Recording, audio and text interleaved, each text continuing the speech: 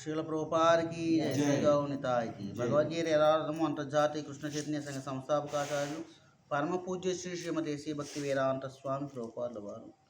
అధ్యాయం 2 శ్లోకం 15. యం హీన వ్యదయంకేతే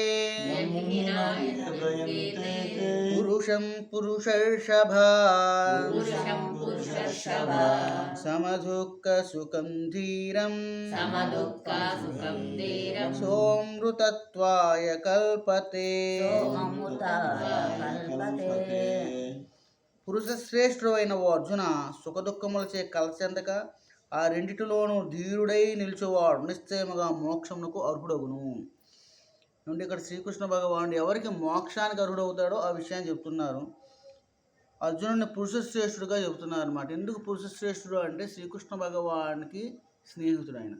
అంటే పురుష అంటే ఎవరైతే ఈ శరీరాన్ని తీసుకున్నాడో, స్త్రీ కావచ్చు పురుషుడు కావచ్చు, ఆయన యొక్క అంత్యమైనటువంటి లక్షణం ఏమిటంటే భగవానుడిని ప్రీతిపాత్రం చేయడం, భగవంతుని చేరడం, లేదా భగవానునికి ఇష్టమైన కార్యకలాపాలు చేయడం.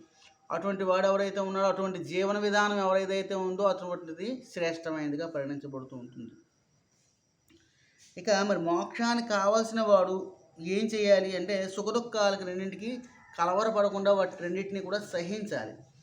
మోక్షం అంటే ఏమిటి, దానివల్ల కలిగే లాభం ఏమిటి అంటే, నిజానికి మోక్షం అంటే ఇక్కడ కృష్ణుడు చెప్తున్నాడు, నేను మోక్షాన్ని ఇస్తున్నాను అని చెప్పడం లేదు. ఈ రెండింటిని నువ్వు అనుభవించినట్టయితే, సహించినట్టయితే మోక్షానికి అర్హతను పొందుతావు. ఏమిటా మోక్షం? మోక్షం అంటే విడివడి ఉండడం అన్నమాట. ఇక్కడ బంధనాలు ఏవైతే ఉన్నాయో, మనకు దుఃఖకారకమైనటువంటి ప్రతి విషయానికి కూడా మనం వదిలి ఉండడం అన్నమాట.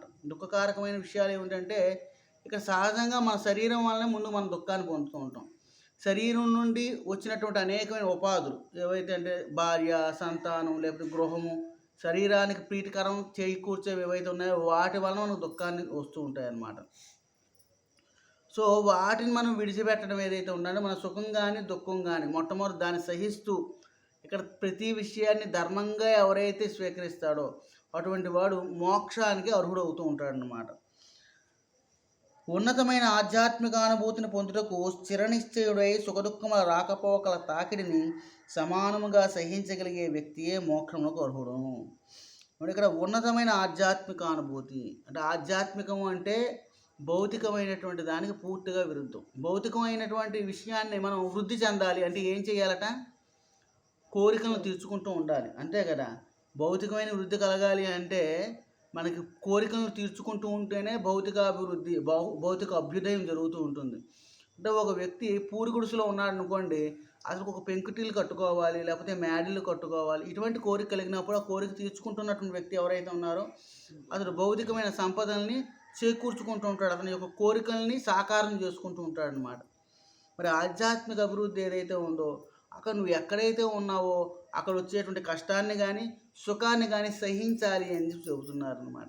మరి ఇలా సహిస్తూ పోతూ ఉంటే మరి భౌతికమైన అభ్యుదయం ఎక్కడ వస్తుంది? రాదు కదా.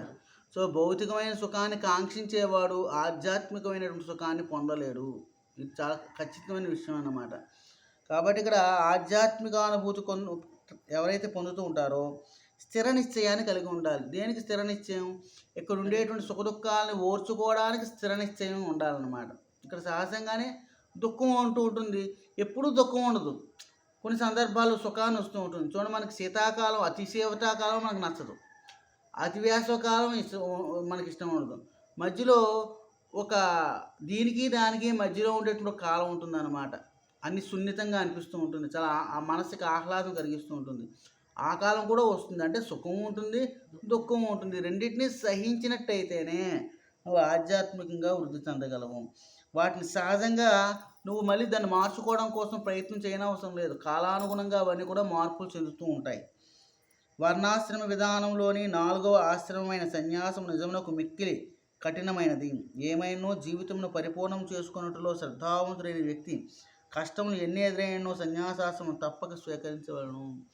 ఎవరైతే ఆధ్యాత్మికంగా వృద్ధి చెందదలుచుకుంటాడో, అంటే ఈ జీవితం యొక్క చర్మలక్ష్యమైనటువంటి భగవదానుభూతిని ఎవరైతే పొందదలుచుకుంటారో వారు ఖచ్చితంగా సన్యాసి జీవితాన్ని స్వీకరించే తీరవలసింది అని చెప్పడం జరిగిందనమాట.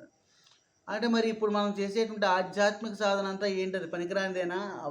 ఉపయోగం లేకుండానే పోతుందా అంటే కాదు, ఇది చాలా అవసరమైంది.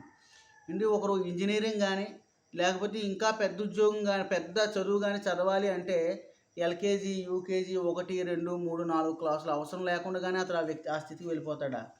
కాబట్టి ఇప్పుడు చేసేటువంటి సాధన ఏదైతే ఉందో అది ఆ ఉన్నతమైనటువంటి అనుభూతిని చెందడం కోసం ఆ సాధన ఈ విధంగా ఉపయోగపడుతుంటుంది అన్నమాట. కానీ ఇదే పరిపూర్ణమైనటువంటి స్థితి అని మనం అనుకోకూడదు. అంతే కదా. ఇప్పుడు మనం ఏమనుకుంటామంటే ఒక 7వ క్లాస్ చదివేటువంటి ఒక పిల్లవాడు అన్ని పాఠాలు వచ్చేసాయి అనుకోండి, నేనే చాలా అన్నింటికంటే అందరికంటే గొప్పవాడు, నాకు అన్నీ వచ్చేసి అనుకుంటుంటాడు. కానీ అతను అది గొప్ప స్థితి కాదు. ఇంకా భవిష్యత్తులో చాలా చదవాల్సి ఉంటుందన్నమాట. అలాగనే ఇప్పుడు మనం ఈ ఆధ్యాత్మిక సాధన ఏదైతే ఉందో అది ప్రారంభ స్థితిలో ఉందిగా మనం గ్రహించాలి. గ్రాడ్యువల్గా ఉన్న కొద్దీ అలాగా మనకి ఈ ఆధ్యాత్మిక పురోగతి అనేది జరుగుతూనే ఉంటుంది. హరే కృష్ణ.